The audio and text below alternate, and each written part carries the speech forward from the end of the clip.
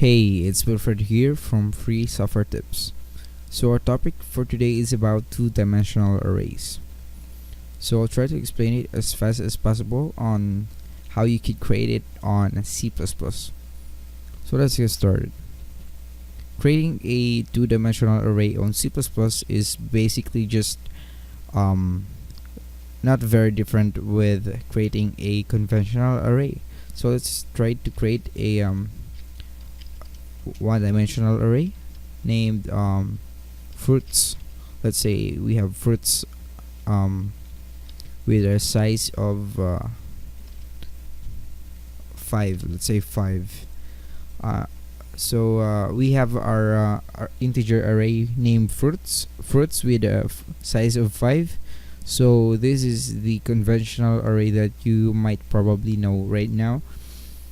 So in order for us to create a multi-dimensional or two-dimensional array, we could give it another size right here by inserting an open and closing bracket with its respective size. So let's say we will have set it to 3, and you can imagine this array, which we call this one a two-dimensional array. So if we put another size right here, maybe 2, then you'll have a three-dimensional array, and so on and so forth. So let's say we're just going to set a create only a two-dimensional array. We can think of this as a table. It having a 5 rows and 3 columns on it. So let's say this fruits array would contain the number of fruits available in a store. So how do you set those values or initialize it with values? So we're just going to initialize it with like this. I'm just going to separate it with a new line so that you could clearly see the picture. So going to open a curly braces here, and then let's say 3 0 1, put it with a comma, then 1 1 8. I'm just guessing some numbers here. So now we have our fruits two-dimensional array initialized with values. So you can clearly see what I mean right here with you can relate this one as a table containing 5 rows with 3 elements inside on each rows, or you can relate it with a column. So yeah, and one note again is that each index of these elements right here always starts with 0. So how do you actually output the 1?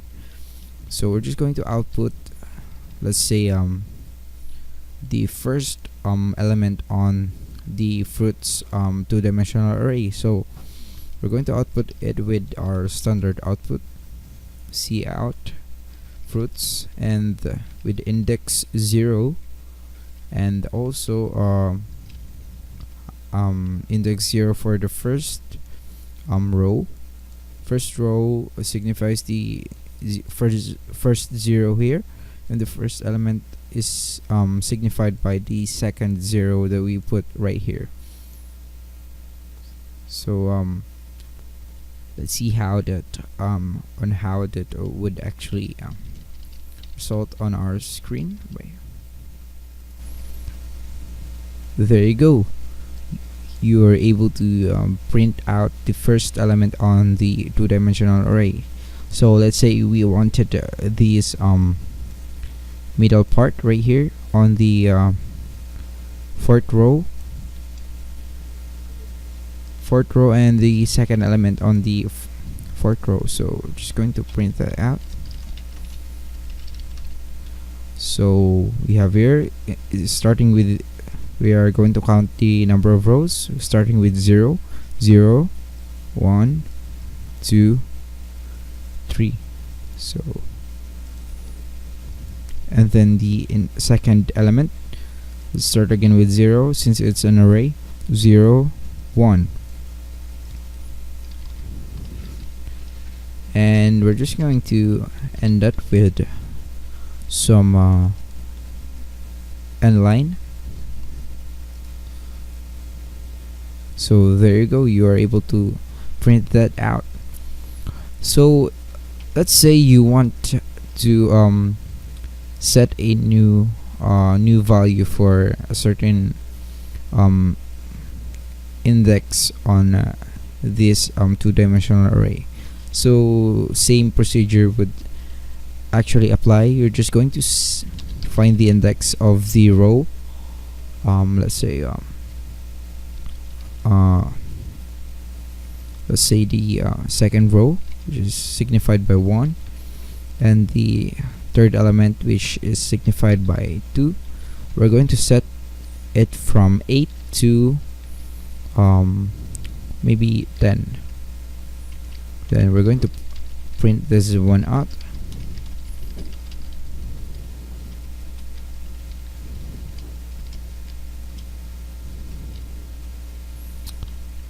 So yeah, before that, so that we could have a better picture, I'm going to print that second row and third element first before it was changed, and then after being changed. So here we write the code. So basically it will print first the initial value of this element right here, and then afterwards it's going to change it to 10, and then we're going to output again the updated value. So let's try that one out. Sorry, all of this. So there you go, from 8 it was changed to 10. So basically this is just how you would manipulate to the array. Just don't panic over it. It's very simple if once you are able to understand the whole concept of it. So thanks for watching. And one last step is that if you wanted to input everything inside a two-dimensional array, you would make a counter or loop 2 times compared to the traditional array. Let's say let's create one for int I equals 0, I is less than 5, for int j is equal to 0, j is less than 3, j plus plus. Then we're going to input cin fruits I. So basically it's the number of row, then followed by the j, which is the number of column in every row. So by this procedure you will be able to input everything inside the two-dimensional array. So this is the whole concept of two-dimensional array. So thanks for watching. If you have any questions or feedback, just leave it on the comments down below and I'll try to help you out. This is Free Software Tips, and peace out.